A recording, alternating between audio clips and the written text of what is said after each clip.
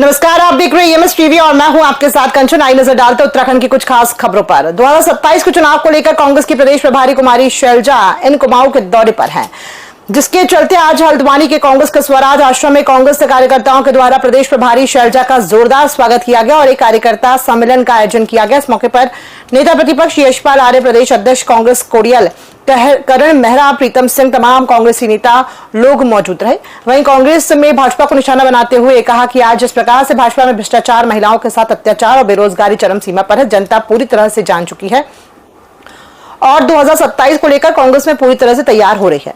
तो कार्यकर्ताओं में पूरा जोश है और प्रदेश की जनता भी चाह रही है परिवर्तन आए, तो निश्चित रूप से ये भ्रष्ट सरकार जो है यहाँ से जाएगी, कांग्रेस की सरकार सत्ता में। और देखिए, संयुक्त तौर से सबका एक ही संदेश था कि कांग्रेस की सरकार लानी है और कांग्रेस पार्टी का जो जनाधार है उसको बढ़ाना है और कोई भी अगर किसी त्रुटि रह जाती है तो उससे पार पाकर हर हाल में जिताऊ कैंडिडेट को ही आशीर्वाद देना। तो इसलिए ये सारी बातें हुई और अच्छा संदेश गया। देखिए, जोश ही जोश है। आप माहौल देखिए, जनता भी चाहती है, कांग्रेस कार्यकर्ता भी चाहते हैं।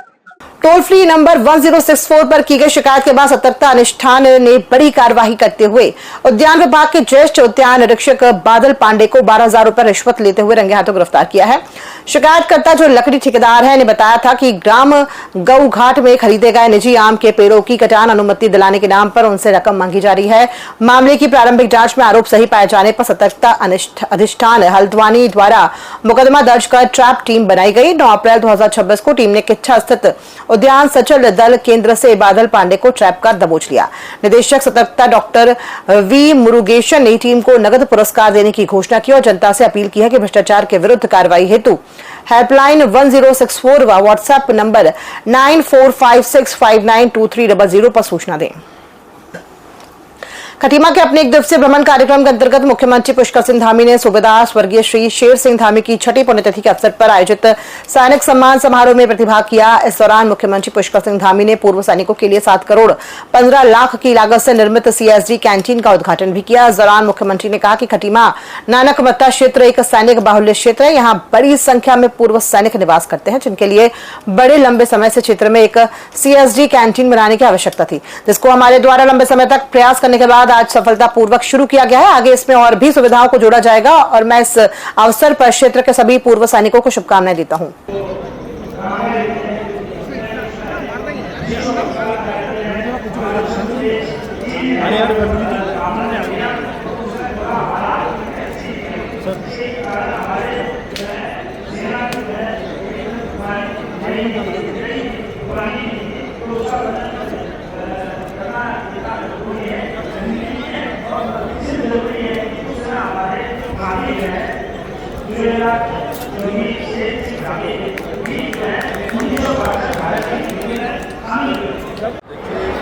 खटीमा में सैनिक जो CSD कैंटीन है उसकी बहुत लंबे समय से मांग थी और यहाँ की ज़रूरत थी और ये लगातार 2012 में जब मैं पहली बार विधानसभा का सदस्य निर्वाचित हुआ था, तब से इसको लगातार आगे बढ़ाया। यहाँ की जनता की मांग पर उसको सभी लोगों ने बहुत समर्थन दिया।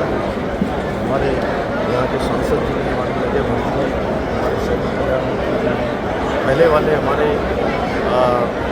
सांसद थे माननीय कोश्यारी जी, उन्होंने भी सबने मिलकर इस काम को आगे बढ़ाया और आज एक संकल्प जो यहाँ की बहुत ज़रूरत थी, क्योंकि यहाँ पर ये खटीमा नानक मत्ता और इसके आसपास का एक क्षेत्र बहुत बड़ा सैनिक बाहुल्य क्षेत्र है और बड़ी संख्या में यहाँ पर पूर्व सैनिक निवास करते हैं।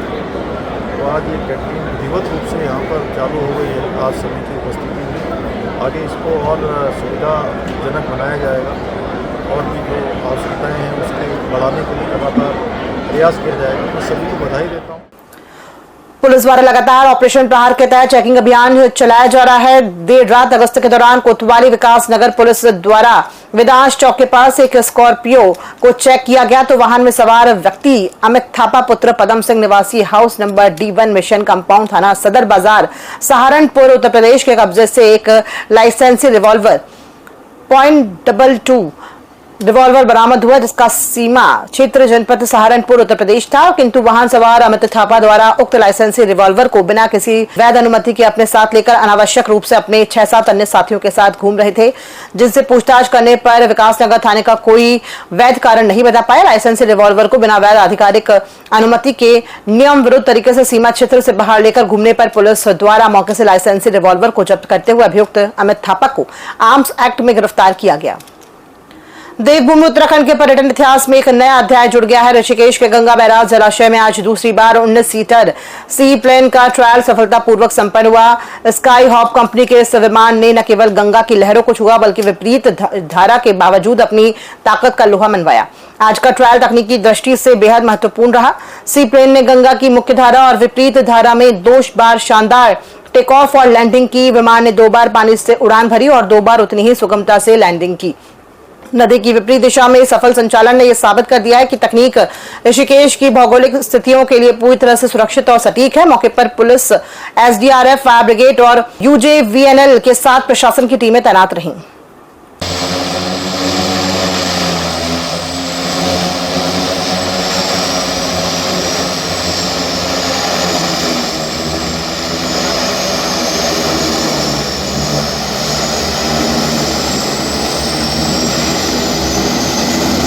ये ट्रायल हमने एयरक्राफ्ट का यहाँ पे टेस्ट लैंडिंग किया, ट्रायल सक्सेसफुल रहा। आज हमने एयरक्राफ्ट को टेस्ट किया, इसके बाद क्रू की ट्रेनिंग्स होगी। कुछ और लैंडिंग्स हैं जो हमने टेहरी में प्लान कर रखा है फ्लाइट। जब क्रू एक बार सर्टिफाई हो जाएगा फिर हम आपको फर्दर बताएंगे। दूसरी बार आज, पहले बार 6 तारीख को होता, दूसरी बार आज हुआ है। 2 बार लैंडिंग, 2 बार टेक ऑफ यहाँ से हुआ है। पॉन्ड हमने मेंटेन करके दिया हुआ था अच्छा खासा, अपने प्रबंध निदेशक महोदय के आदेशों के अनुसार पूरा तरीके से हमने फैसिलिटेट करा हुआ था, कोऑर्डिनेट करा हुआ था और बहुत सफल एक इस बार दोनों साइड से इन्होंने लैंडिंग और टेक ऑफ करा है। हाल ही में जैन जीबार में हुए विवाद और उसके बाद राजपुर रोड गोलीकांड जिसमें रिटायर्ड ब्रिगेडियर की मौत हो गई थी। इस घटना के बाद देर रात तक नियमों के विपरीत पब बार खुलने की शिकायतों के बीच पुलिस ने विशेष अभियान चलाकर सभी पब, बार, रेस्टोरेंट, ढाबों पर दबिश देनी शुरू कर दी है, जिससे नियमों की अनदेखी न हो और लॉ एंड ऑर्डर भी कायम रहे। वहीं पुलिस की इस कार्रवाई का रेस्टोरेंट एसोसिएशन ने समर्थन तो किया है, लेकिन एसोसिएशन का यह भी कहना रहा है कि जो उनकी खुलने की समय सीमा है उस समय तक उनको रेस्टोरेंट संचालित करने दिया जाए, क्योंकि पुलिस की अनावश्यक कार्रवाई से रेस्टोरेंट में आने वाले उनके ग्राहकों को असहज महसूस होता है, जिससे रेस्टोरेंट संचालकों को रेस्टोरेंट संचालन में कठिनाई हो रही है। हमारा जो मूल विषय है वो यही है कि हम अप्रिशिएट करते हैं पुलिस ने जो भी स्टेप्स लिए हैं अभी, और हम ये चाहते हैं कि अगर हम हर तरह का सहयोग पुलिस के साथ करने के लिए तैयार हैं, हम हर तरह का सपोर्ट पुलिस को देने के लिए तैयार हैं। हम भी प्रशासन से यही सपोर्ट चाहते हैं कि जो हमारी परमिशेबल टाइमिंग्स हैं एज पर लॉ, हमें उतनी देर करने की अनुमति दी जाए। जो गेस्ट अगर बैठे हुए हैं और खाना खा रहे हैं उनको सख्ती करके अपने रेस्टोरेंट से, अपने कैफे से, अपने पब से या आइसक्रीम पार्लर से उनको ना निकाला जाए। खबरों में फिलहाल इतना ही, दीजिए इजाजत, नमस्कार।